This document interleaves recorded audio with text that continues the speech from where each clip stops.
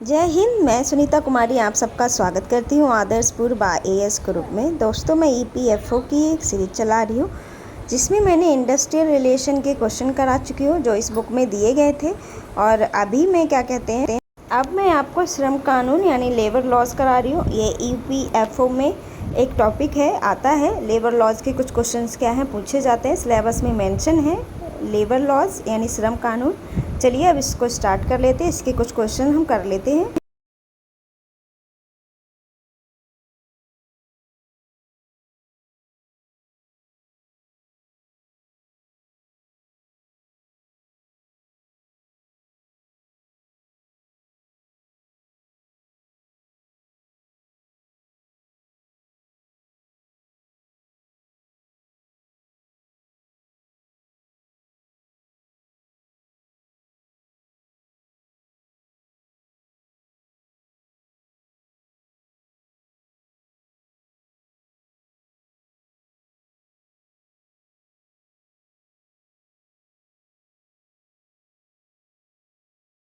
आज का पहला क्वेश्चन देख लेते हैं। प्रथम श्रम सम्मेलन आयोजित किया गया था। तो ये पूछा गया है कि प्रथम श्रम सम्मेलन है वो कहाँ हुआ था, मतलब किस डेट में कब हुआ था।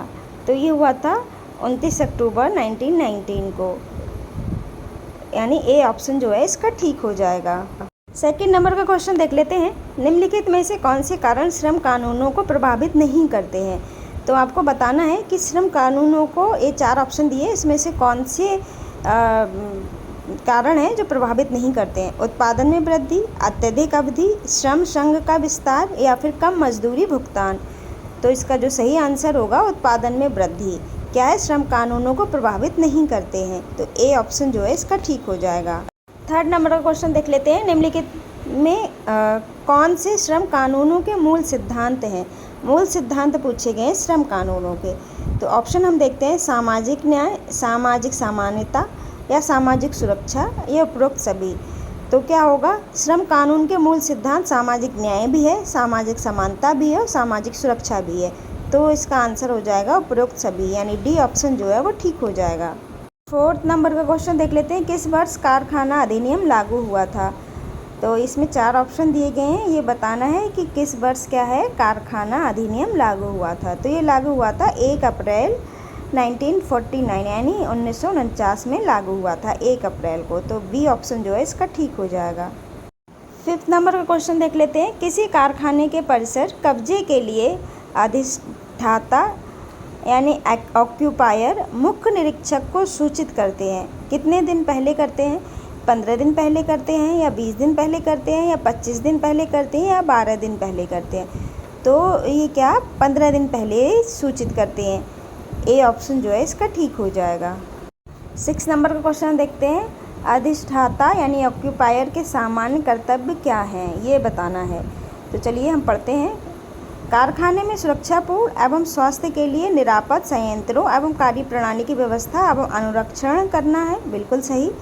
दूसरा क्या है, वस्तु एवं पदार्थों के व्यवहार, हस्तन, भंडारण तथा परिवहन के संबंध में कारखानों में सुरक्षा और स्वास्थ्य के लिए जोखिम रहित रखने की व्यवस्था करना है, बिल्कुल सही। तो इसका जो सही आंसर हो जाएगा, ए और बी क्या है, दोनों सही हो जाएगा।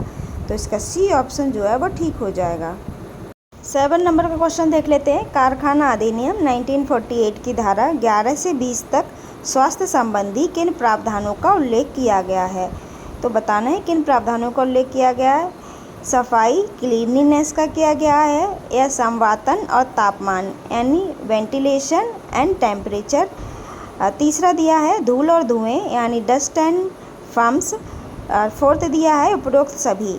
तो इसका जो सही आंसर हो जाएगा वो होगा उपरोक्त सभी, यानी 1948 की धारा 11 से 20 में स्वास्थ्य संबंधी कुछ प्रावधान, सफाई, संपादन और तापमान, धूल और धुएं, यानी इसका जो सही आंसर हो जाएगा वो डी हो जाएगा। 8 नंबर का क्वेश्चन देखते हैं। कारखाना अधिनियम के अनुसार कितने वर्ष पश्चात कारखाने को पेंट और नवीनीकृत किया जाना चाहिए।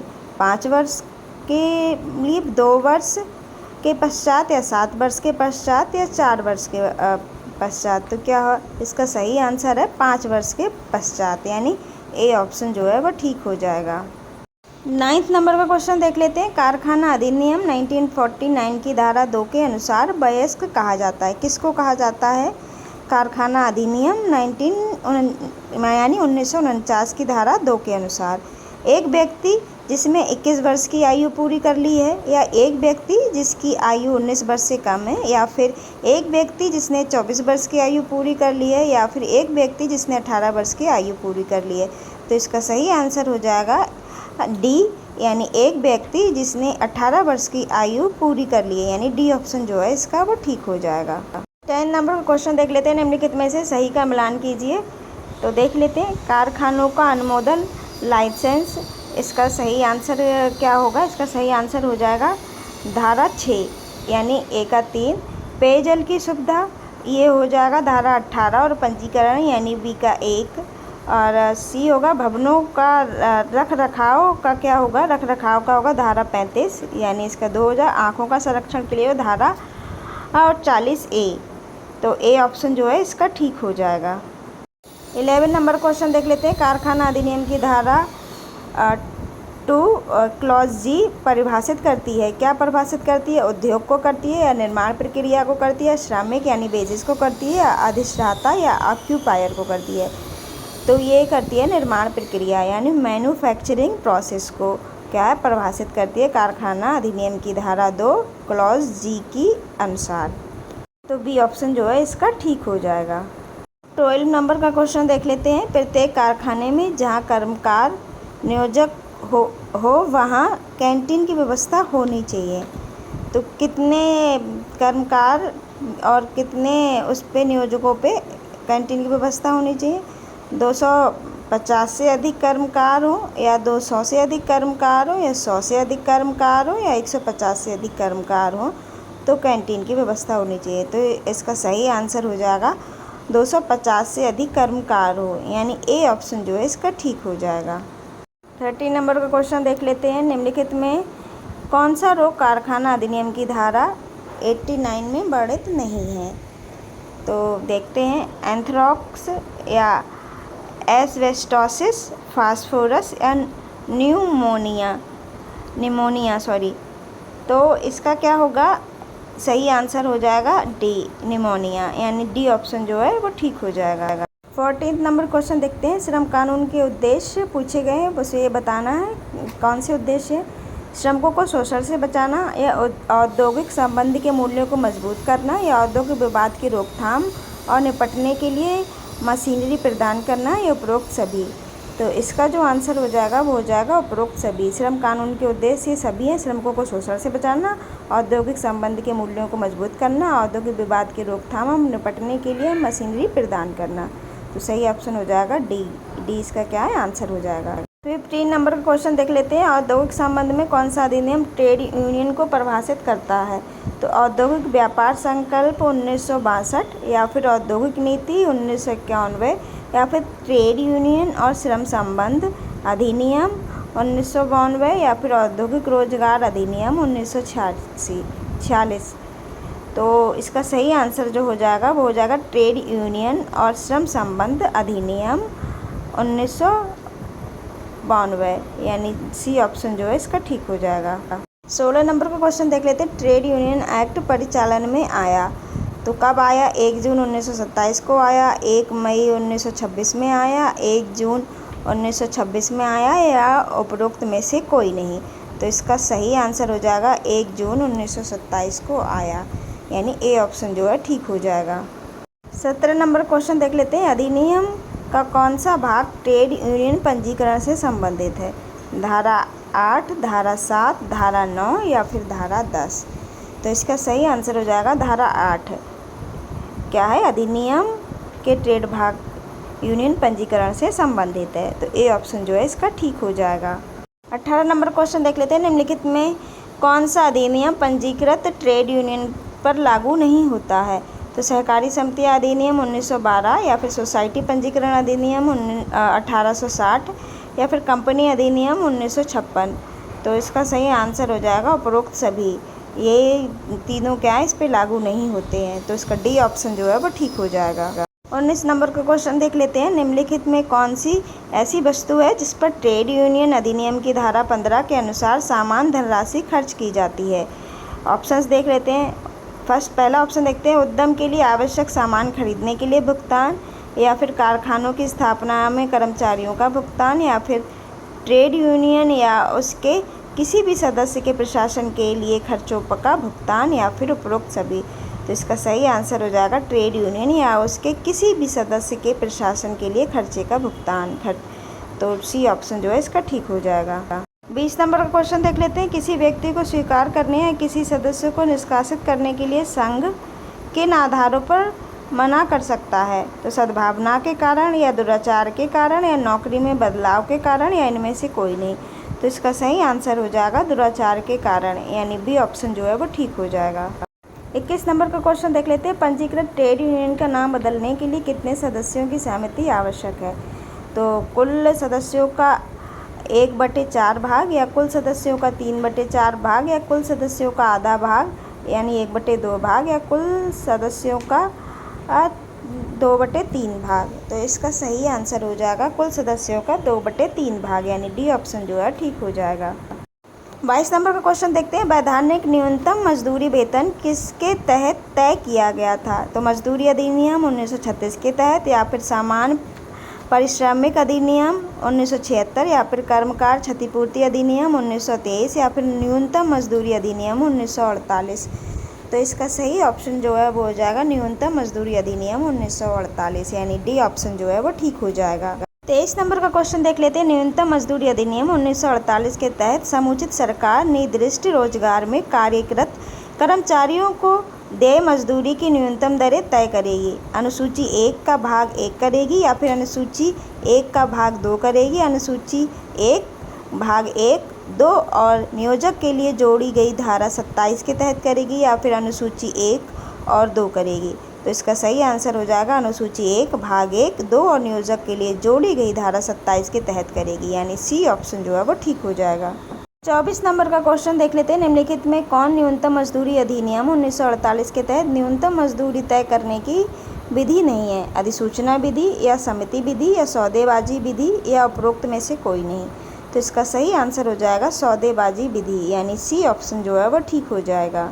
25 नंबर का क्वेश्चन देख लेते हैं। न्यूनतम मजदूरी अधिनियम 1949 के तहत निर्धारित न्यूनतम मजदूरी को कम से कम एक बार संशोधित किया जाना चाहिए।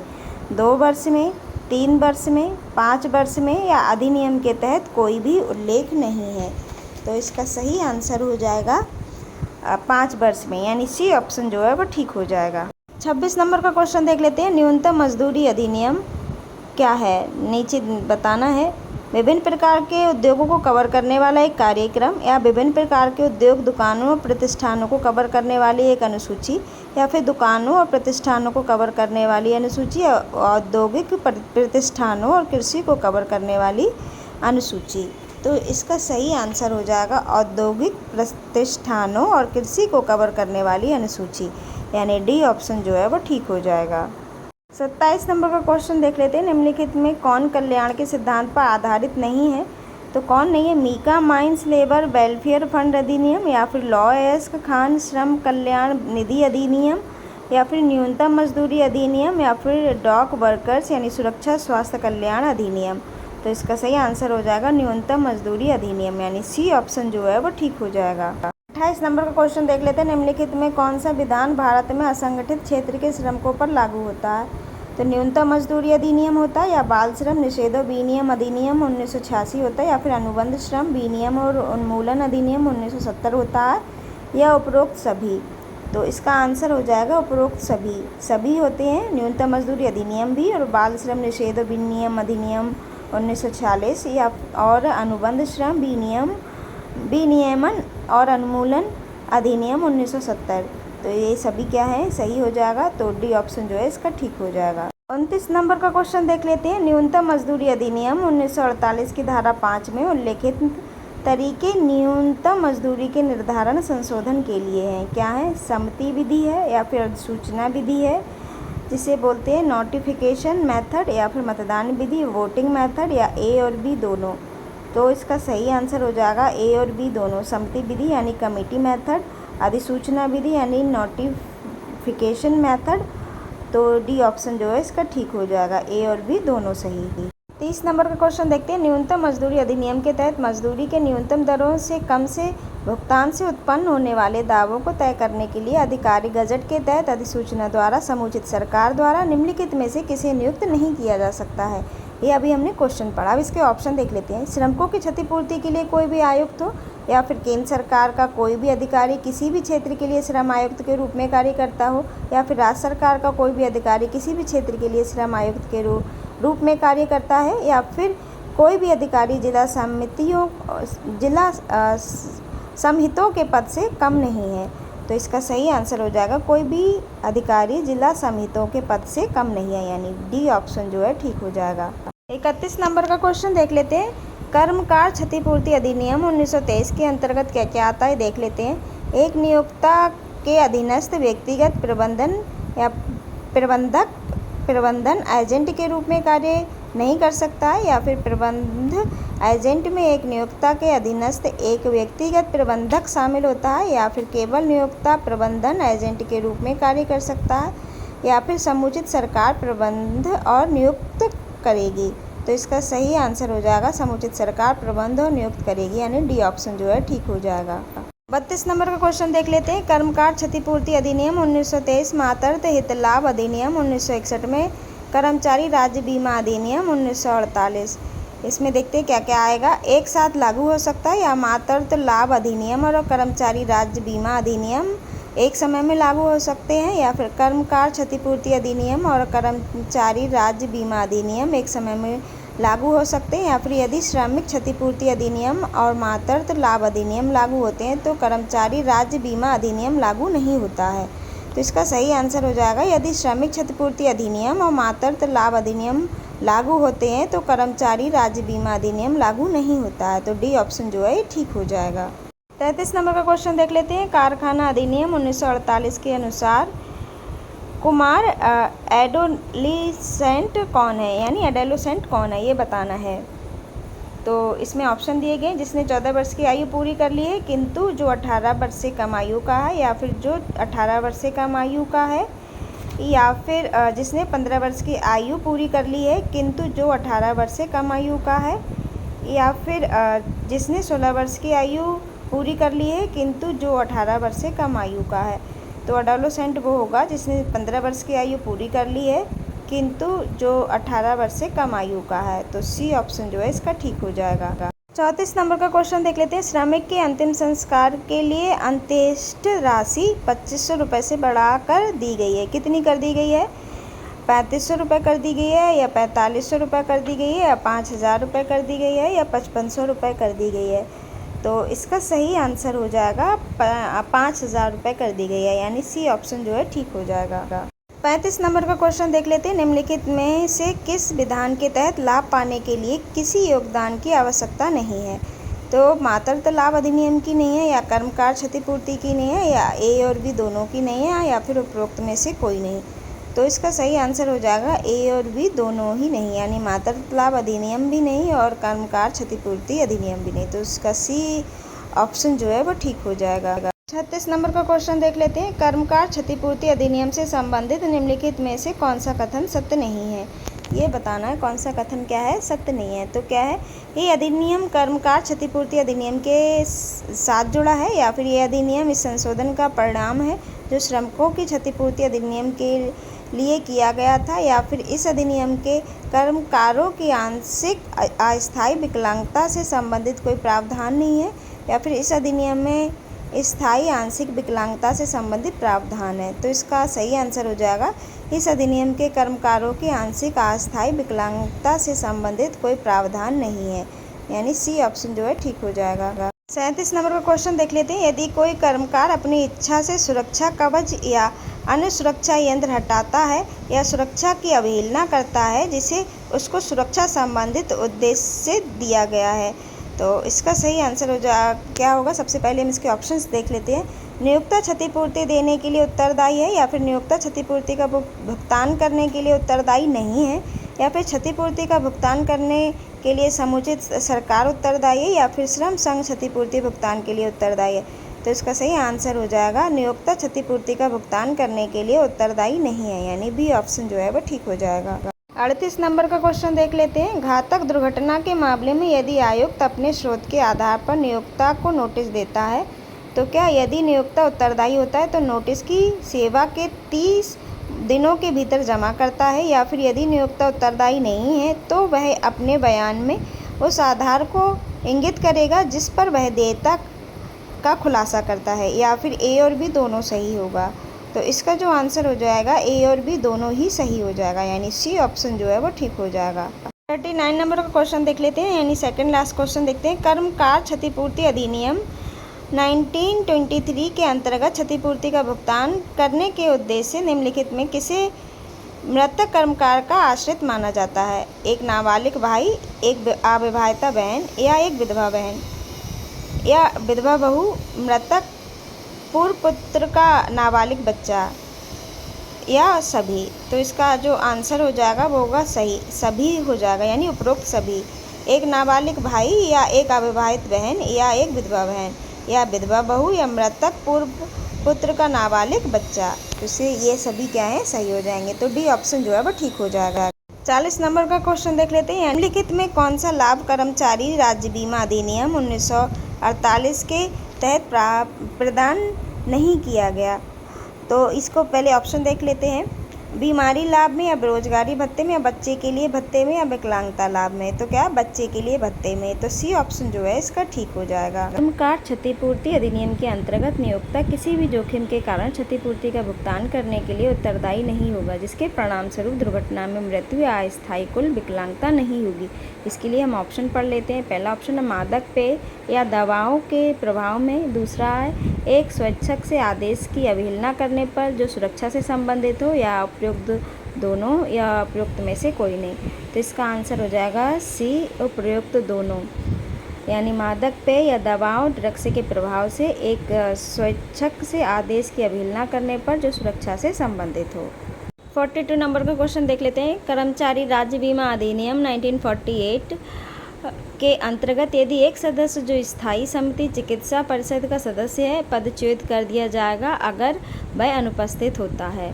तो इसका सही आंसर हो जाएगा 3 बैठकों में। इसमें दिए गए ऑप्शन हैं जैसे लगातार 2 बैठकों में, 3 बैठकों में, लगातार 4 बैठकों में, उपरोक्त में से कोई नहीं। तो आंसर हो जाएगा 3 बैठकों में, यानी बी ऑप्शन जो है ठीक हो जाएगा। 43 नंबर क्वेश्चन देख लेते हैं। कर्मचारी राज्य बीमा अधिनियम 1948 की अनुसूची में है, क्या है? स्थायी कुल विकलांगता और जोखिम की सूची, या स्थायी आंशिक विकलांगता के परिणाम स्वरूप जोखिम की सूची, या फिर व्यावसायिक रोगों की सूची, या उपरोक्त में से कोई नहीं। तो इसका आंसर हो जाएगा उपरोक्त में से कोई नहीं, डी इसका सही ऑप्शन होगा। 44 नंबर का क्वेश्चन देख लेते हैं। कर्मचारी राज्य बीमा अधिनियम 1949 के तहत छूट प्राप्त कर्मचारी कौन है?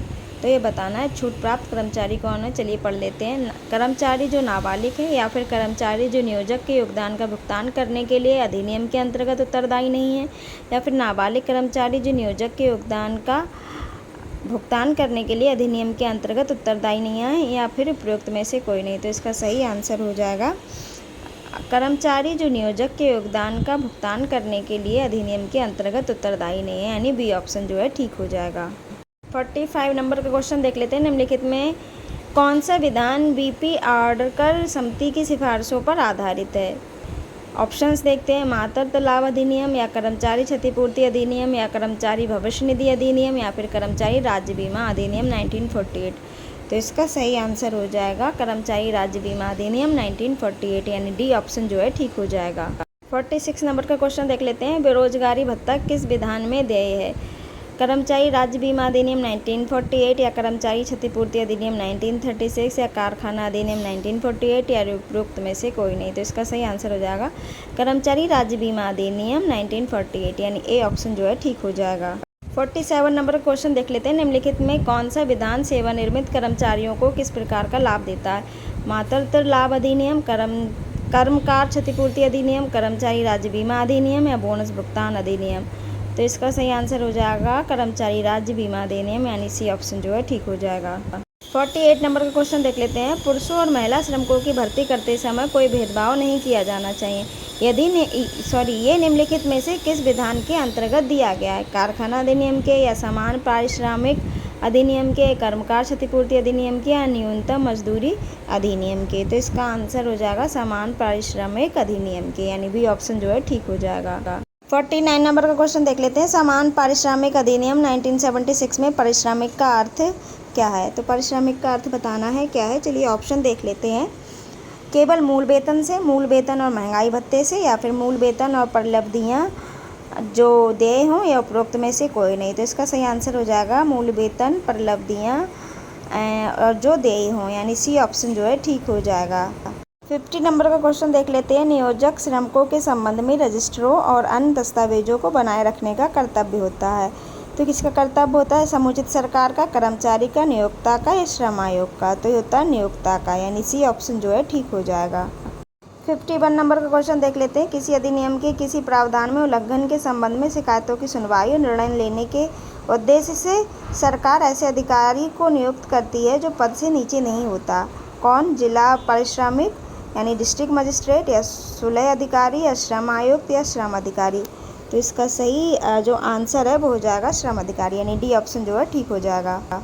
52 नंबर का क्वेश्चन देख लेते हैं। समान पारिश्रमिक अधिनियम के अंतर्गत गठित सलाहकार समिति के सदस्यों को कौन नामित करेगा? तो केंद्र सरकार करेगी, राज्य सरकार करेगी, समुचित सरकार करेगी, और उपयुक्त में से कोई नहीं। तो ये करेगा समुचित सरकार, यानी सी ऑप्शन जो है ठीक हो जाएगा। 53 नंबर का क्वेश्चन देख लेते हैं। समान कार्य के लिए समान वेतन का सिद्धांत भारतीय संविधान के किस अनुच्छेद में निहित है? अनुच्छेद 38, अनुच्छेद 40, अनुच्छेद 44, अनुच्छेद 39। तो ये हो जाएगा अनुच्छेद 39 यानी 39। तो ये डी ऑप्शन जो है ठीक हो जाएगा। 54 नंबर का क्वेश्चन देख लेते हैं। समान पारिश्रमिक अधिनियम का विस्तार है क्या है? रोजगार की सभी श्रेणियों में, रोजगार की विशेष श्रेणियों में, सरकारी रोजगार में, या फिर अकुशल रोजगार में? तो इसका सही आंसर हो जाएगा रोजगार की सभी श्रेणियों में, यानी ए ऑप्शन जो है ठीक हो जाएगा। 55 नंबर का क्वेश्चन देख लेते हैं। समान पारिश्रमिक की कौन सी धारा पारिश्रमिक को परिभाषित करती है? धारा 2D, या धारा 2G, धारा 2A, या फिर धारा 2H? तो इसका आंसर हो जाएगा धारा 2G, यानी बी ऑप्शन जो है ठीक हो जाएगा।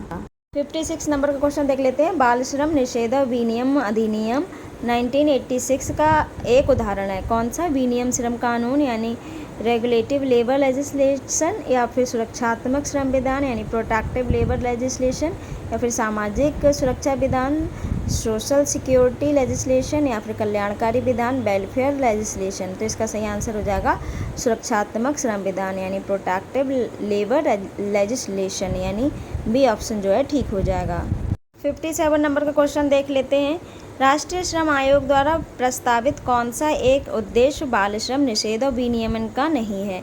तो चलिए ऑप्शन देख लेते हैं। ये सुनिश्चित करने के लिए कि कोई भी बच्चा भविष्य में शिक्षा से वंचित नहीं रहे। दूसरा ऑप्शन है बच्चों जो उन स्थितियों में काम नहीं करने के लिए सुनिश्चित करना जहां उनका शोषण होता है। तीसरा दिया वर्तमान अधिनियम के बावजूद बाल श्रम को प्रतिबंधित करना। चौथा दिया सार्वभौमिक शिक्षा सुनिश्चित करके बाल श्रम की समस्या से निपटने के लिए। तो इसका सही आंसर हो जाएगा बच्चों को उन स्थितियों में काम नहीं करने के लिए सुनिश्चित करना जहां उनका शोषण होता हो, यानी बी ऑप्शन जो है ठीक हो जाएगा।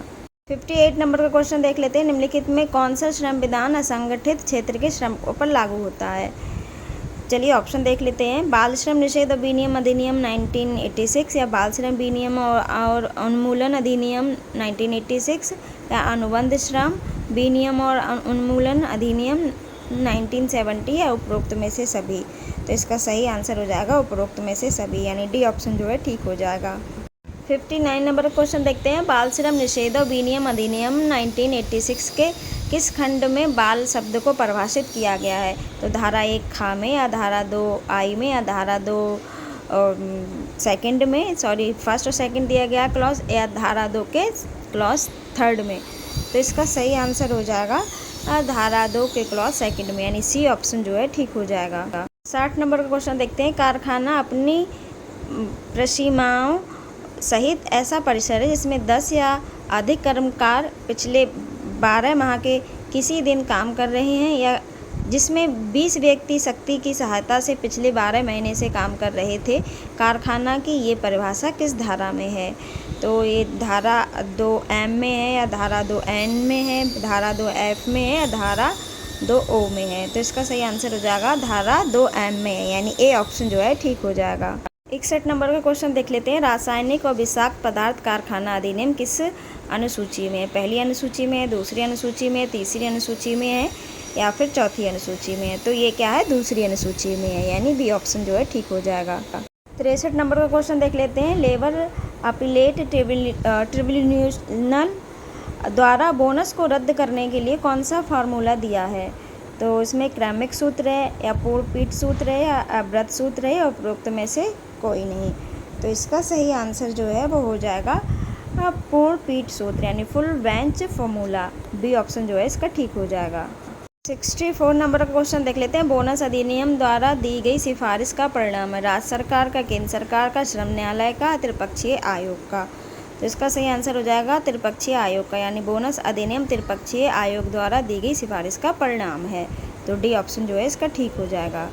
65 नंबर का क्वेश्चन देख लेते हैं। बोनस अधिनियम सरकार द्वारा लागू किया गया, कब किया गया? 21 सितंबर 1980 को, या फिर 1 सितंबर 1965 में, या फिर 2 सितंबर 1965 में, या 3 सितंबर 1965 में? तो इसका सही आंसर हो जाएगा 1 सितंबर 1965 में, यानी बी ऑप्शन जो है ठीक हो जाएगा। 66 नंबर का क्वेश्चन देख लेते हैं। कर्मचारी किस आधार पर बोनस प्राप्त करने से अयोग्य होगा? धोखा से या दंगाई या हिंसक व्यवहार उद्योग के अंदर से, या चोरी हेराफेरी या तोड़फोड़ से, या उपरोक्त में से सभी? तो ये हो जाएगा उपरोक्त में से सभी। इन सभी कारणों के कारण उसे बोनस प्राप्त नहीं होगा, यानी डी ऑप्शन जो है ठीक हो जाएगा। 67 नंबर क्वेश्चन देख लेते हैं। उपदान संदाय अधिनियम के अंतर्गत अधिकतम संदाय राशि क्या है, यानी ग्रेच्युटी क्या है? तो ये 10 लाख रुपए है या फिर 20 लाख रुपए है, 30 लाख रुपए है या 9 लाख रुपए है? तो इसका सही आंसर हो जाएगा 10 लाख रुपए, यानी ए ऑप्शन जो है ठीक हो जाएगा। 68 नंबर का क्वेश्चन देख लेते हैं। उपदान संदाय लाभ प्राप्ति के लिए समय शर्तें क्या हैं? तो इसकी समय शर्तें बताना है। 15 साल की हैं, 10 साल की हैं, 5 साल की हैं या 6 साल की हैं? तो ये हैं 5 साल की, यानी सी ऑप्शन जो है ठीक हो जाएगा। 69 नंबर का क्वेश्चन देख लेते हैं। संदाय राशि कितने से बढ़ाकर 10 लाख कर दी गई है? 2.5 लाख से बढ़ाकर, या 3.5 लाख से बढ़ाकर, या 5 लाख से बढ़ाकर, या 7.5 लाख से बढ़ाकर? तो इसका सही आंसर हो जाएगा 3.5 लाख से रुपए बढ़ाकर। 70 नंबर का क्वेश्चन देख लेते हैं। संदाय ग्रेच्युटी की गणना का सूत्र है, इसमें बताना है कि कौन सा इसका सूत्र है। सही आंसर हो जाएगा इसका सी।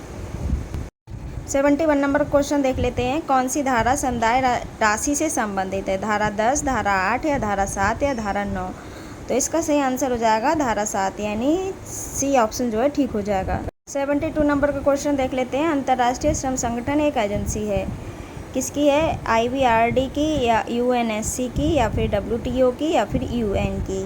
तो इसका सही आंसर हो जाएगा UN की, यानी यूनाइटेड नेशंस की। डी ऑप्शन जो है ठीक हो जाएगा। 73 नंबर क्वेश्चन देख लेते हैं। अंतर्राष्ट्रीय श्रम संगठन का मुख्यालय कहाँ है? जिनेवा में है, फ्रांस में है, टोक्यो में है या फिर रोम में है? तो इसका सही आंसर होगा जिनेवा में। अंतर्राष्ट्रीय श्रम संगठन का मुख्यालय जिनेवा में, यानी ए ऑप्शन जो है ठीक हो जाएगा। 74 नंबर का क्वेश्चन देख लेते हैं। अंतर्राष्ट्रीय श्रम संगठन को किस वर्ष नोबेल शांति पुरस्कार प्रदान किया गया? वर्ष 1965 में, वर्ष 1969 में, वर्ष 1966 में या वर्ष 1962 में?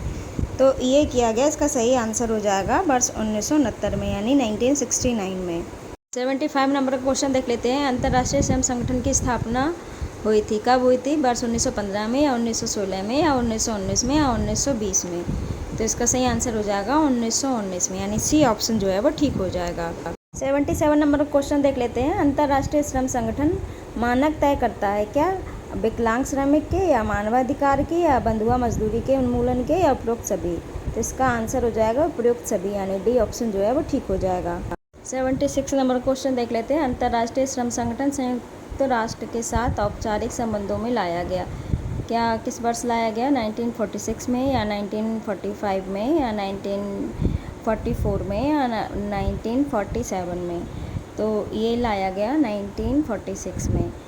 ये 76 का क्वेश्चन 77 के बाद लग गया है, तो आप इसको इस तरह से कर लीजिएगा। वैसे ये 77 से पहले होना चाहिए था।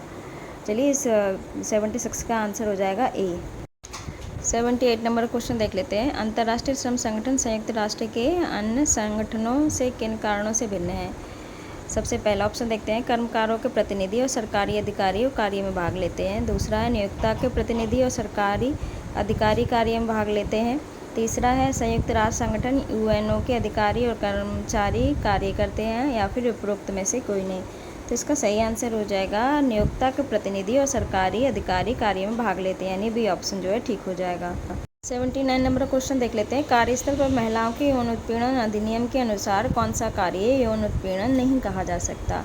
पहला ऑप्शन दिया गया, कार्यालय के केबिन में बैठना, बुरा शारीरिक संपर्क, या फिर यौन पक्ष के लिए मांगे अनुरोध, या सबसे लास्ट है यौन संबंधित टिप्पणी। तो इसका सही आंसर हो जाएगा ऑप्शन ए, कार्यालय के केबिन में बैठना, यानी ए ऑप्शन जो है ठीक हो जाएगा। 80 नंबर क्वेश्चन देख लेते हैं। श्रम मंत्रालय और रोजगार के मुख्य भूमिका क्या है? श्रम नीति कानून है, श्रमिकों की सुरक्षा, स्वास्थ्य और कल्याण है, या श्रमिकों की रक्षा, या उपरोक्त सभी। तो इसका सही आंसर हो जाएगा उपरोक्त सभी। श्रम नीति कानून भी है, श्रमिकों की सुरक्षा, स्वास्थ्य और कल्याण भी है, और श्रमिकों की शिक्षा भी है। तो डी ऑप्शन जो है ठीक हो जाएगा। 81 नंबर क्वेश्चन देख लेते हैं। कार्यस्थल पर महिला कर्मचारी यौन उत्पीड़न अधिनियम पारित किया गया, किस वर्ष में पारित किया गया? वर्ष 2007 में, या वर्ष 2008 में, या वर्ष 2013 में, या वर्ष 2012 में? तो इसका सही आंसर हो जाएगा वर्ष 2013 में, यानी सी ऑप्शन जो है ठीक हो जाएगा। श्रम ब्यूरो किस मंत्रालय के अंतर्गत आता है? श्रम और रोजगार मंत्रालय, संस्कृति मंत्रालय, गृह मंत्रालय, और उपयुक्त में से कोई नहीं। तो इसका सही आंसर हो जाएगा श्रम और रोजगार मंत्रालय। श्रम ब्यूरो जो है श्रम और रोजगार मंत्रालय के अंतर्गत आता है, तो ए ऑप्शन जो है इसका ठीक हो जाएगा। 83 नंबर क्वेश्चन देख लेते हैं। लेबर ब्यूरो का मुख्य कार्य क्या होता है? तो लेबर इंटेलिजेंस होता है, या श्रम अनुसंधान होता है, न्यूनतम मजदूरी 1948 के अंतर्गत मजदूरी का अध्ययन और मूल्यांकन होता है, या उपरोक्त सभी। तो इसका सही आंसर हो जाएगा उपरोक्त सभी, यानी डी ऑप्शन जो है वो ठीक हो जाएगा। 84 नंबर क्वेश्चन देख लेते हैं। बीबी गिरी राष्ट्रीय श्रम संस्थान किस वर्ष स्थापित हुआ था? तो ये कब हुआ था? वर्ष 1974 में, या वर्ष 1975 में, या वर्ष 1973 में, या वर्ष 1972 में? तो ये हुआ था वर्ष 1974 में, यानी ए ऑप्शन जो है वो ठीक हो जाएगा। 85 नंबर क्वेश्चन देख लेते हैं। वर्ष 1966 में प्रथम राष्ट्रीय श्रम आयोग का गठन किसकी अध्यक्षता में हुआ था? तो किसकी अध्यक्षता में हुआ था? पीवी नरसिम्हा राव, या पीवी गजेंद्र गाड़कर, या राजीव गांधी, या फिर अशोक मेहता? तो इसका सही आंसर हो जाएगा पीवी गजेंद्र गाड़कर, यानी बी ऑप्शन जो है वो ठीक हो जाएगा। प्रशिक्षण के लिए राष्ट्रीय अकादमी और सामाजिक सुरक्षा अनुसंधान का नाम बदलकर क्या रखा गया? तो ऑप्शन दिए इसमें देखते हैं। पंडित दीनदयाल उपाध्याय राष्ट्रीय सुरक्षा अकादमी, या फिर श्यामा प्रसाद मुखर्जी राष्ट्रीय सामाजिक सुरक्षा अकादमी, या फिर अटल बिहारी वाजपेयी राष्ट्रीय सुरक्षा अकादमी, या उपरोक्त में से कोई नहीं। तो इसका सही आंसर हो जाएगा पंडित दीनदयाल उपाध्याय राष्ट्रीय सुरक्षा अकादमी। किसका नाम बदल के रखा गया? प्रशिक्षण के लिए राष्ट्रीय अकादमी और सामाजिक सुरक्षा अनुसंधान का नाम बदला गया, ये रखा गया पंडित दीनदयाल उपाध्याय राष्ट्रीय सुरक्षा अकादमी, यानी ए ऑप्शन जो है ठीक हो जाएगा। 87 नंबर क्वेश्चन देख लेते हैं। रविंद्र वर्मा की अध्यक्षता में दूसरा राष्ट्रीय श्रम आयोग कब गठित किया गया था? तो 1988 में, या 1999 में, 1989 में, या 1789 में? तो ये इसका सही आंसर हो जाएगा वर्ष 1999 में, यानी 1999 में। बी ऑप्शन जो है इसका ठीक हो जाएगा। 88 नंबर क्वेश्चन देख लेते हैं। सूचकांक समीक्षा समिति यानी इंडेक्स रिव्यू कमेटी गठित होती है किस? श्रम और रोजगार मंत्रालय द्वारा, या फिर शहरी विकास मंत्रालय द्वारा, या गृह मंत्रालय द्वारा, या वित्त मंत्रालय द्वारा? तो इसका सही आंसर हो जाएगा श्रम और रोजगार मंत्रालय द्वारा, यानी ए ऑप्शन जो है ठीक हो जाएगा। 89 नंबर क्वेश्चन देख लेते हैं। औद्योगिक संबंध संहिता 2020 ऐसे प्रतिष्ठानों पर लागू होती है जहां क्या आंसर हो जाएगा उसका? 100 कर्मचारी हो, या फिर 200 कर्मचारी हो, या 300 कर्मचारी हो, या 400 कर्मचारी हो? तो इसका सही आंसर हो जाएगा 300 कर्मचारी हो। 90 नंबर क्वेश्चन देख लेते हैं। किसी प्रतिष्ठान में कल्याण अधिकारी यानी वेलफेयर ऑफिसर्स की नियुक्ति होती है जहां कर्मचारी होते हैं 500, या 600, या 700, या 800? तो इसका सही आंसर हो जाएगा 500, यानी ए ऑप्शन जो है वो ठीक हो जाएगा। 91 नंबर क्वेश्चन देख लेते हैं। कारखाना अधिनियम की किस धारा में श्रमिकों के अधिकार की बात कही गई है? तो धारा 111 में, धारा 111 ए में, धारा 113 ए में, या धारा 121 ए में? तो इसका सही आंसर हो जाएगा धारा 111A में, यानी बी ऑप्शन जो है ठीक हो जाएगा। 92 नंबर क्वेश्चन देख लेते हैं। एक श्रमिकों को संदर्भित करता है। कौन करता है? स्थायी कार्य करता है, सेवा क्षेत्र के कर्मचारी है, औद्योगिक श्रमिक या बाहरी श्रमिक। तो इसका सही आंसर हो जाएगा बाहरी श्रमिक, यानी डी ऑप्शन जो है ठीक हो जाएगा। 93 नंबर क्वेश्चन देख लेते हैं। किसी कारखाने को बंद करने के लिए कितने दिन पूर्व संबंधित अधिकारी को सूचित करना पड़ता है? 30 दिन पूर्व पहले, या 20 दिन पूर्व पहले, या 60 दिन पूर्व पहले, या फिर 90 दिन पहले बताना पड़ता है। तो इसका सही आंसर जो है वो हो जाएगा 60 दिन पहले। किसी भी कारखाने को बंद करने से पहले संबंधित अधिकारी को बताना होगा 60 दिन पहले, यानी सी ऑप्शन जो है ठीक हो जाएगा। 94 नंबर क्वेश्चन देख लेते हैं। कैंटीन समिति का कार्यकाल कितने वर्षों का होता है? 1 वर्ष का, 2 वर्ष का, 3 वर्ष का, या 4 वर्ष का? तो इसका सही आंसर हो जाएगा 2 वर्ष का, यानी बी ऑप्शन जो है ठीक हो जाएगा। 95 नंबर का क्वेश्चन देख लेते हैं। कर्मचारी भविष्य निधि अधिनियम 1952 के अंतर्गत वेतन की अधिकतम राशि देय कितनी है? 6,000 है, 10,000 है, 15,000 है, या 16,000 है? तो इसका सही आंसर हो जाएगा 15,000 रुपये, यानी सी ऑप्शन जो है ठीक हो जाएगा। 96 नंबर क्वेश्चन देख लेते हैं। कर्मचारी भविष्य निधि अधिनियम 1952 ऐसे प्रतिष्ठान में लागू होता है जहां कर्मचारी 10 से अधिक हैं, 20 से अधिक हैं, 30 से कम है, या 40 से अधिक है? तो इसका सही आंसर हो जाएगा 20 से अधिक है, यानी बी ऑप्शन जो है ठीक हो जाएगा। 97 का क्वेश्चन देख लेते हैं, यानी आज का लास्ट क्वेश्चन देख लेते हैं। कर्मचारी भविष्य निधि अपील ट्रिब्यूनल का गठन कर्मचारी भविष्य निधि अधिनियम की किस धारा के अंतर्गत होता है? 7A, या 7D, या 7C, या 7F? तो इसका सही आंसर हो जाएगा 7D, यानी बी ऑप्शन जो है ठीक हो जाएगा। जो इस बुक में श्रम कानून से संबंधित क्वेश्चन दिए गए थे वो मैं कंप्लीट करा चुकी हूँ, और ये श्रम कानून यानी लेबर लॉज जो है कंप्लीट हो गया। तो आपको हमारी वीडियो कैसी लगी अपना महत्वपूर्ण सुझाव देके अवश्य बताएं। और हाँ, अगर अभी तक आपने हमारा चैनल सब्सक्राइब नहीं किया है सो प्लीज़ सब्सक्राइब कर लें, लाइक करें, कमेंट करें, दोस्तों को शेयर ज़रूर करें। धन्यवाद।